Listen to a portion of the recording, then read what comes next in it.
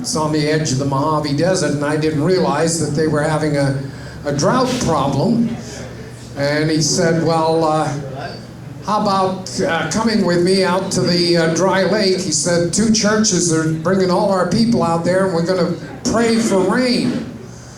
Being I hadn't been out in the desert, I went out there and saw the cactus and the big dunes, and here's this dry lake that all the water's gone, and all it is salt. And it was really shiny and kind of interesting looking, and there was 250 people there, all praying for rain. And I said to my friend, I said, these people really don't believe it's going to rain, do they? He said, oh yes. He said, they're devout. We're all going to, and it's going to rain. I said, no, it isn't. I said, they don't believe it. He said, why? I said, there's 250 people out there, and I don't see one umbrella at all. I had a neighbor drop over for a beer. He's talking. He said, I had an interesting morning at breakfast. He said, my wife was complaining about the fact that we haven't had sex in a month. And I said, well, it's because I'm suffering from a little ED. And, you know, since you've gained weight and your hair's grown, he said, I'm just not turned on like I used to be. He said, I said a few other things that I shouldn't have said. And he said, finally, I just picked up my coffee and went to work. But by the time I got to work, I decided I better call her and apologize. He said, so I called the house, and the phone rang, and about the 10th time she picked it up. I said, where the hell were you? She said, in bed. He said, what the hell are you doing in bed? She said, getting a second opinion.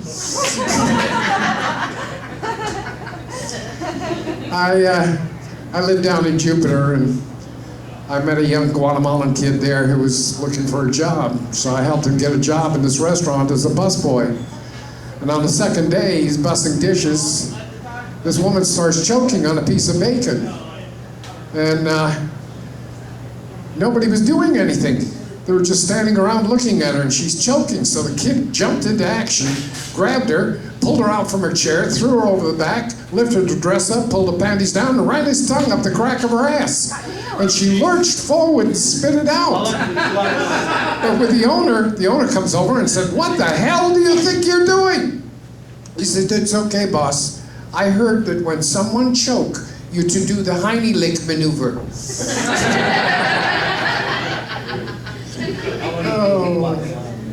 Oh, being my age, of course, all I have looked forward to tonight is sleeping with Grandma.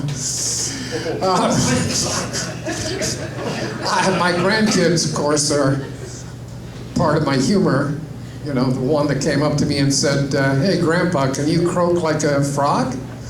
I said, yeah, why? He said, because I heard Mom say that when you croak, she's going to take us all to Disney World. I had another one come over and he said, hey, Grandpa, what year were you born in? And I told him, he said, gee, if you were a baseball card, you'd be worth a fortune. Oh.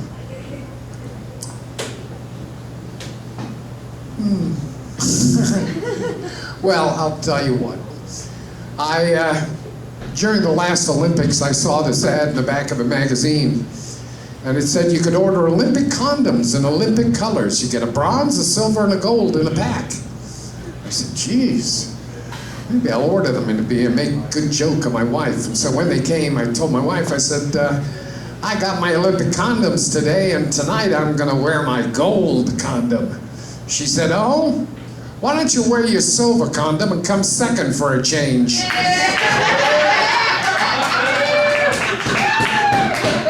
Well, as you notice, I don't speak in a vulgar style, and I don't use any words that are vile. As clean as my mind has become, I've never understood why others succumb to using 4-letter words just for shock. I've spent my life in ponderous thought, turning lies into jokes without getting caught, and banging truth that I hope will be bought without knowing by who or what I was taught.